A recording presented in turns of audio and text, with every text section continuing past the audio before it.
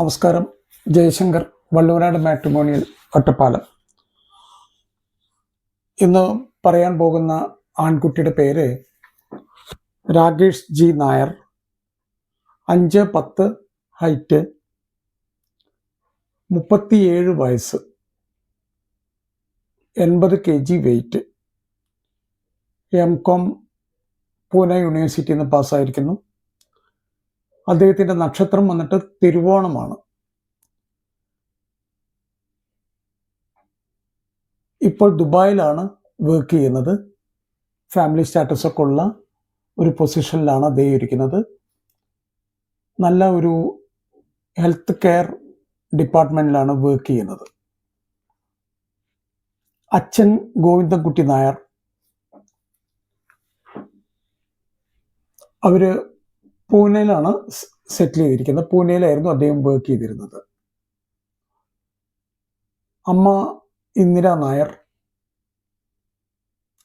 ഒരു മകളുണ്ട്. ആ കുട്ടി പൂനെയിലാണ് വർക്ക് ചെയ്യുന്നത്. ആ കുട്ടിക്ക് മാരേജ് കഴിഞ്ഞിട്ടില്ല.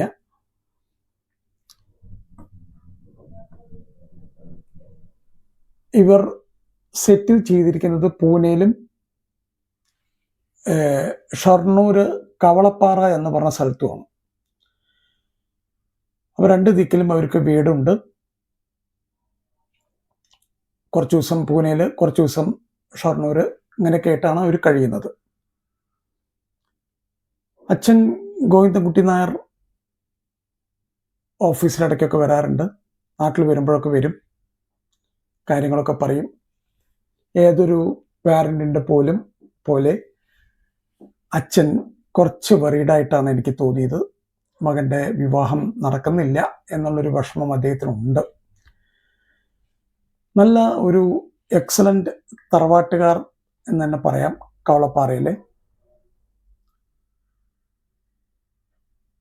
ആർക്കെങ്കിലും താല്പര്യമുണ്ടെങ്കിൽ, അതായത് ദുബായിലോട്ട് റീലൊക്കേറ്റ് ചെയ്യാനും ഒക്കെ താല്പര്യമുള്ള കുട്ടികൾ ആരെങ്കിലും ഉണ്ടെങ്കിൽ അവരുടെ രക്ഷിതാക്കൾക്ക് വള്ളുവനാട് മാട്രിമോണിയലായിട്ട് കോണ്ടാക്ട് ചെയ്യാം. ഞാൻ ഫർദർ ഡീറ്റെയിൽസൊക്കെ ഞാൻ തരുന്നതാണ്. ഒരിക്കൽ കൂടെ രാകേഷ് ജി നായരെ പറ്റി പറയാം. രാകേഷ് ജി നായരുടെ വയസ്സ് 37, 5'10" ഹൈറ്റ്, 80 kg വെയിറ്റ്. M.Com ആണ് ഹയസ്റ്റ് ക്വാളിഫിക്കേഷൻ. പൂനെ യൂണിവേഴ്സിറ്റിയിൽ നിന്നാണ് പാസ്സായിരിക്കുന്നത്. അച്ഛൻ ഗോവിന്ദൻകുട്ടി നായർ, അമ്മ ഇന്ദിര നായർ. ഇവർ ഷൊർണൂരിനടുത്ത് കവളപ്പാറ എന്ന് പറഞ്ഞ സ്ഥലത്താണ് നാട്ടിൽ സെറ്റിൽ ചെയ്തിരിക്കുന്നത്. പൂനെയിലും അവർക്ക് ഫ്ലാറ്റ് ഉണ്ട്. ഒരു മകൾ കൂടെ ഉണ്ട്. ആ കുട്ടി പൂനെയിലാണ് വർക്ക് ചെയ്യുന്നത്. എന്തുകൊണ്ടും പെൺകുട്ടികളുടെ രക്ഷിതാക്കൾക്ക് ഒരു തറവാട്ടുകാരെ നോക്കണം എന്നൊക്കെ പലരും പറയുന്നത് കേൾക്കാറുണ്ട്. നമ്മുടെ നാട്ടിലുള്ള വല്ല തറവാട്ടുകാരും ഉണ്ടെങ്കിൽ ഒന്ന് പറയൂ എന്നൊക്കെ എന്നോട് പറയുന്ന പല ആൾക്കാരും ഞാൻ കണ്ടിട്ടുണ്ട്. അപ്പോൾ അവർക്കൊക്കെ ഈ കേസ് പരിഗണിക്കാവുന്നതാണ്. നല്ല ഒരു ഫാമിലി, വെൽ സെറ്റിൽഡ് ഫാമിലി. അപ്പോൾ എല്ലാ വീഡിയോകളിലും പറയുന്ന 2-3 കാര്യങ്ങൾ ഈ വീഡിയോയിൽ ഞാൻ ആവർത്തിക്കുകയാണ്. വിവാഹം നോക്കണം എന്ന തീരുമാനമായി കഴിഞ്ഞാൽ കുട്ടികളും അച്ഛനും അമ്മയും നന്നായി സംസാരിക്കുക. എന്താണ് നന്നായി സംസാരിക്കേണ്ടതെന്ന് പറഞ്ഞാൽ, കുട്ടികൾക്ക് എന്തൊക്കെ തരത്തിലുള്ള റിക്വയർമെൻറ്റ്സ് ആണ്. അതായത് ഇപ്പോൾ ചിലർ പറയും ബാംഗ്ലൂർ മതി ഞങ്ങൾക്ക് നോക്കല്, ചിലർ പറയും ഇത്ര ഹൈറ്റ് വേണം, ചിലർ പറയും എഡ്യൂക്കേഷൻ ഇന്നതായിരിക്കണം. 100% നമുക്ക് മീറ്റ് ചെയ്യാൻ പറ്റിയിട്ടില്ലെങ്കിലും ഒരു പരിധി വരെ അറിഞ്ഞിരിക്കുന്നത് വളരെ നല്ലതാണ്. ഇല്ലെങ്കിൽ മറ്റുള്ള രക്ഷിതാക്കളുമായിട്ട് സംസാരിക്കുമ്പോൾ നിങ്ങൾക്ക് ബുദ്ധിമുട്ടുണ്ടാക്കും. രണ്ടാമത്തെ കാര്യം, ഇതെല്ലാം സംസാരിച്ചതിന് ശേഷം ദൈവവിശ്വാസമുള്ളവർ കുടുംബത്തിലെ കുടുംബക്ഷേത്രം അല്ലെങ്കിൽ ധർമ്മദൈവങ്ങൾ എന്നൊക്കെ പറയുന്ന ദേവി അല്ലെങ്കിൽ ദേവൻ, അവരെ നന്നായി പ്രാർത്ഥിക്കുക. അതിനുശേഷം നല്ല ഒരു മാട്രിമോണിയലിൽ പോയിട്ട് രജിസ്റ്റർ ചെയ്യുക. എന്താണ് ഈ നല്ല മാട്രിമോണിയൽ എന്ന് പറഞ്ഞു കഴിഞ്ഞാൽ, ചെയ്യാൻ പോകുന്ന മാട്രിമോണിയലിൻ്റെ ഡീറ്റെയിൽസ് കംപ്ലീറ്റ് വാങ്ങിക്കുക. അതായത് ചിലർ പറയും രജിസ്ട്രേഷൻ സമയത്ത് ഇത്ര പൈസ, വിവാഹം ശരിയായി കഴിഞ്ഞാൽ ഇത്ര പൈസ, അത് വലിയ എമൗണ്ടുകളാണ് ഇതൊക്കെ പറയുക. അപ്പം ഇതെല്ലാം വളരെ ശ്രദ്ധിക്കണം. കാരണം ചിലപ്പം അവർ ത്രൂ ആയിരിക്കില്ല നിങ്ങളുടെ വിവാഹം നടക്കുക. പക്ഷേ ആ വരുന്ന പെൺകുട്ടി അല്ലെങ്കിൽ ആൺകുട്ടി ഇവരുടെ അവിടെ രജിസ്റ്റർ ചെയ്തിട്ടുണ്ടെങ്കിൽ പോലും നിങ്ങളുടെ അടുത്ത് വന്നിട്ട് അവർ പൈസ ആവശ്യപ്പെടും. അപ്പോൾ കഴിയുന്നതും വഴക്കും ബഹളങ്ങളും ഇല്ലാതെ മുന്നോട്ട് പോകാനായിട്ട് ശ്രമിക്കണം.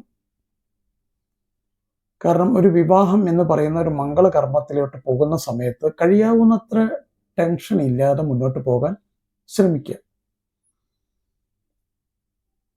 അടുത്തത് ജാതകമാണ്.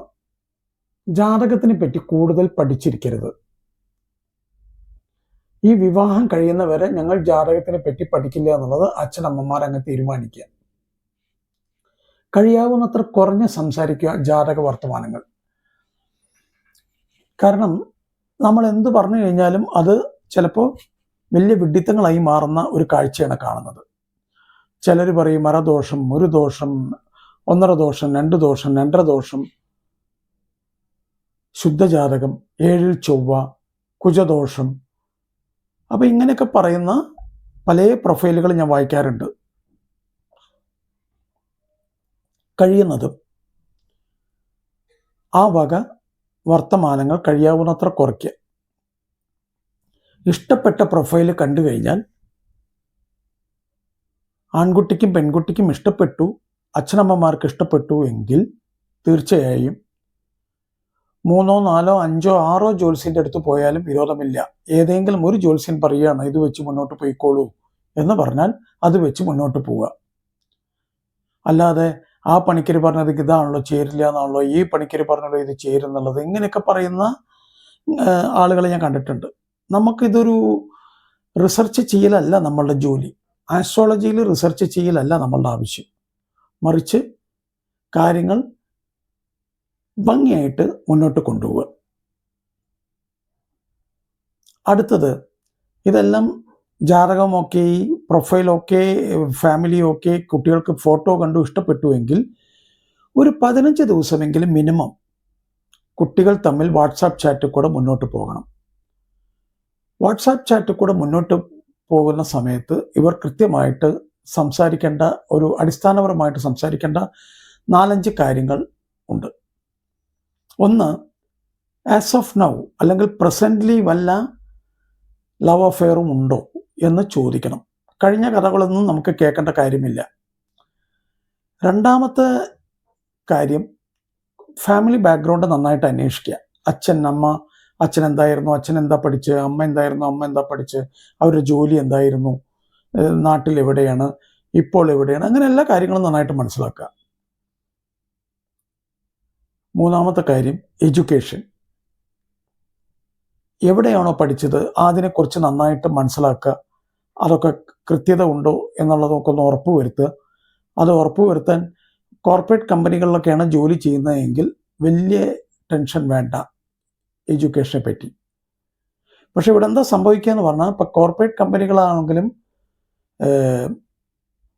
ഈ central government institution, Kerala government institution, അല്ലെങ്കിൽ ഏത് ഗവൺമെൻറ് സ്ഥാപനം ആയിക്കോട്ടെ, അല്ലെങ്കിൽ ഏത് സെൻട്രൽ ഗവൺമെൻറ് സ്ഥാപനം ആയിക്കോട്ടെ, ഇവിടുത്തെ കോൺട്രാക്റ്റായിട്ട് കഴിയുന്ന ആളുകൾ വരെ ഇത് പറയും. അതായത് ഇപ്പോൾ ഇന്ത്യൻ റെയിൽവേയിലാണ് ജോലി ചെയ്യുന്ന പറയും. പക്ഷെ നമ്മൾ അന്വേഷിച്ച് വരുമ്പോൾ അവർ ഇന്ത്യൻ റെയിൽവേയിലായിരിക്കില്ല. ഇന്ത്യൻ റെയിൽവേയുടെ ജോബ് വേറൊരു കമ്പനി മുഖാന്തരം ചെയ്യുന്ന ആളായിരിക്കും.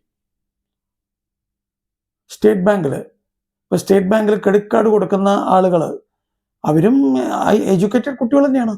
പക്ഷെ അവർ സ്റ്റേറ്റ് ബാങ്കിനാണ് എഴുതുക. എവിടെ ജോലി ചെയ്യണമെന്ന് വെച്ചാൽ സ്റ്റേറ്റ് ബാങ്കിലെന്ന്. പക്ഷേ യഥാർത്ഥത്തിൽ അവർ സ്റ്റേറ്റ് ബാങ്കിലായിരിക്കില്ല. അവർ ജോലി ചെയ്യുന്ന സ്ഥാപനം സ്റ്റേറ്റ് ബാങ്കും അവർക്ക് ശമ്പളം കൊടുക്കുന്ന സ്ഥാപനം വേറെ കമ്പനിയുമായിരിക്കും. അപ്പോൾ ഇതൊക്കെ നന്നായിട്ട് മനസ്സിലാക്കണം. ആരും അബദ്ധങ്ങളിൽ പോയിട്ട് പെടരുത്.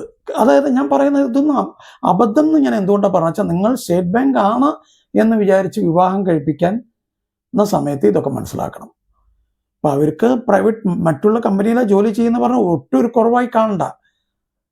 പക്ഷെ അത് അറിഞ്ഞിരിക്കണം, ഒരു തെറ്റിദ്ധാരണ ഉണ്ടാവരുത്. അപ്പോൾ ഈ കുട്ടികൾ ഇതൊക്കെ നന്നായിട്ട് സംസാരിക്കണം. അത് കഴിഞ്ഞ് കഴിഞ്ഞാൽ എഡ്യൂക്കേഷൻ്റെ നന്നായിട്ട് സംസാരിക്കുക, എന്താണ് ഏതാണെന്നൊക്കെയുള്ള കാര്യങ്ങൾ സംസാരിക്കുക. എഡ്യൂക്കേഷൻ കഴിഞ്ഞാൽ മെഡിസിൻ വല്ലതും കഴിക്കുന്നുണ്ടോ എന്നുള്ളത് മനസ്സിലാക്കണം. ഇപ്പോൾ എന്തിനും ഏതിനും അസുഖത്തിന് നമ്മൾ മെഡിസിൻ എടുക്കുന്ന ആൾക്കാരാണ്. അപ്പോൾ ചെറിയ ഷോർട്ട് ടൈം ആയിട്ടാണോ ലോങ് ടൈം ആയിട്ടാണോ എടുക്കുന്നത് എന്നുള്ളത് കൃത്യമായിട്ട് മനസ്സിലാക്കണം. ഇതൊന്നും ഒരു നെഗറ്റീവായിട്ട് കാണും ചെയ്യരുത്. ഇന്നത്തെ കാലത്ത് എല്ലാറ്റിനും പരിഹാരങ്ങളുണ്ട്, പ്രതിവിധികളുണ്ട്. എല്ലാം മനസ്സിലാക്കി വയ്ക്കുക. നാളേക്ക് ഒരു കുടുംബ വഴക്കാവരുത്. അതുകൊണ്ടാണ് പറയുന്നത്. അടുത്തത്, അമിതമായ ലോണുകൾ, ഫൈനാൻഷ്യൽ ബേർഡൻസ്, EMI ഇതൊക്കെ ധാരാളം ഉണ്ടോ എന്നൊന്ന് അന്വേഷിക്കുക. എത്ര ഉണ്ടെങ്കിലും ഒന്ന് അറിഞ്ഞിരിക്കുക. കാരണം നാളെ എന്തെങ്കിലും സംഭവിച്ചാൽ അതിൻ്റെ ഉത്തരവാദിത്വം നിങ്ങൾക്ക് എടുക്കേണ്ടി വരും. അപ്പോൾ അതൊന്ന് മനസ്സിലാക്കി വെക്കുക. ഇതിനൊന്നും ഒരു കുറവായി കാണേണ്ട കാര്യമില്ല. അറിഞ്ഞിരുന്നാൽ വളരെ നല്ലത്. നാളെ എന്തെങ്കിലും സംഭവിച്ചു കഴിഞ്ഞാൽ അപ്പം നിങ്ങൾ തമ്മിൽ വഴക്കുണ്ടാവരുത്. അതായത്, അയ്യോ അന്ന് പറഞ്ഞില്ലല്ലോ, എന്നെ കളിപ്പിക്കുകയായിരുന്നു അല്ലേ, പിന്നെ തടങ്ങായി. പിന്നെ ജീവിതകാലം മൊത്തം ഈ വക ടെൻഷനും കാര്യങ്ങളും, കുടുംബം, റിട്ടയർഡ് ലൈഫ് അച്ഛനമ്മമാർക്ക് പ്രോബ്ലമായി മാറും. കുട്ടികൾ തമ്മിൽ ദാമ്പത്യ ബന്ധം പ്രോബ്ലമായി മാറും. അടുത്തത് കുടുംബ കോടതിയിലേക്കായിരിക്കും പോക്ക്. കുടുംബ കോടതിയിലേക്കൊക്കെ പോകുന്നതിൻ്റെ മുന്നേ കുറേ വട്ടം ആലോചിച്ചിട്ട് ചെയ്യുക. നിസ്സാര കാര്യങ്ങൾക്ക് വേണ്ടിയിട്ട് പോകരുത്. കുടുംബ കോടതിയിലുള്ളവരും തിരക്കായിട്ടിരിക്കുന്ന ആൾക്കാരാണ്. അത്രമാത്രം തിരക്കായി മാറിയിട്ടുണ്ട്. എൻ്റെ വീടിൻ്റെ അടുത്താണ് ഒറ്റപ്പാലത്തെ കുടുംബ കോടതി. ഞാൻ ഇടയ്ക്കൊക്കെ ഒന്ന് പോയിട്ട് ആ കാഴ്ചകൾ കാണാറുണ്ട്. അവിടുത്തെ ചെറിയ ചെറിയ കുട്ടികൾ 10 ദിവസം, 15 ദിവസം, 1 മാസം, 1.5 മാസം ഒക്കെ കഴിയുമ്പോഴേക്കും ഡിവോഴ്സിലേക്ക് പോവുകയാണ്. ഇതിൻ്റെ യഥാർത്ഥ കാരണങ്ങൾ അന്വേഷിച്ച് പോയി കഴിഞ്ഞു കഴിഞ്ഞാൽ നല്ലൊരു ശതമാനം ഞാൻ മനസ്സിലാക്കുന്നത് കമ്മ്യൂണിക്കേഷൻ ഗ്യാപ്പ്. കാര്യങ്ങൾ മനസ്സിലാക്കാതെ എടുത്ത് ചാടി എന്തൊക്കെയോ തീരുമാനങ്ങൾ എടുക്കുന്നു. ഇപ്പോൾ എങ്ങനെയാ വെച്ചാൽ, ഏതെങ്കിലും ഒരു കുടുംബത്തിൽ ഇങ്ങനെ ഒരു ചെറിയ പ്രശ്നം വന്നു എന്ന് പറഞ്ഞു കഴിഞ്ഞാൽ വീട്ടുകാരായാലും നാട്ടുകാരായാലും അതിനെ കുറച്ചും കൂടെ വഷളാക്കാനേ നോക്കുന്നുള്ളൂ. അതിനെ ഒന്നിപ്പിക്കാനല്ല അപ്പോൾ നോക്കുന്നത്. കഴിയാവുന്നത്ര ഒന്നിപ്പിക്കാൻ ശ്രമിക്കുക. ഒരു വിവാഹം നടക്കുക എന്ന് പറഞ്ഞു കഴിഞ്ഞാൽ അത്ര അധികം ബുദ്ധിമുട്ടുള്ളൊരു മേഖലയാണ്, അല്ലെങ്കിൽ പ്രവൃത്തിയാണ്. നിസ്സാര കാര്യങ്ങൾക്ക് ദയവ് ചെയ്തിട്ട് പോകരുത്. എല്ലാ വീടുകളിലും പ്രശ്നങ്ങളുണ്ട്. നിങ്ങൾ വിചാരിക്കുന്നു നിങ്ങളുടെ വീട്ടിലാണ് ഈ പ്രശ്നം മൊത്തം എന്നുള്ളത്. അല്ല, 140 കോടി ജനങ്ങളുടെ വീടുകളിൽ അത്യാവശ്യം പ്രശ്നങ്ങളൊക്കെ ഉണ്ട്. ചിലരത് ചിരിച്ചു കളിച്ച് കേൾക്കും, ചിലർ ഒന്നും പറയില്ല, ഉള്ളിലിരുന്ന് അങ്ങനെ ഇരിക്കും. അങ്ങനെ എന്താ പറയുക, വല്ലാതെ വിങ്ങിപ്പൊട്ടി കൊണ്ടായിരിക്കും അത്. ചിലരെന്തെങ്കിലും ആയിട്ട് ഒരു ഡോണ്ട് കെയർ, എന്തെങ്കിലും ആയിക്കോട്ടെ എന്ന് വിചാരിക്കും. കുടുംബം നന്നായിട്ട് പോട്ടെ എന്നൊക്കെ വിചാരിച്ചു പോകുന്ന ആൾക്കാർ. അപ്പോൾ ഇങ്ങനെയൊക്കെ ഒന്ന് മര്യാദയ്ക്കൊക്കെ കഴിഞ്ഞാൽ കുറച്ചുകൂടെ ദാമ്പത്യ ജീവിതം വളരെ സ്വസ്ഥവും സമാധാനവുമായിട്ട് മുന്നോട്ട് കൊണ്ടുപോകാൻ പറ്റും. റിട്ടയർഡ് ലൈഫ് പാരൻസിന് സുഖമായിട്ട് മുന്നോട്ട് കൊണ്ടുപോകാൻ പറ്റും. എല്ലാവർക്കും മംഗളാശംസകൾ. നന്ദി, നമസ്കാരം.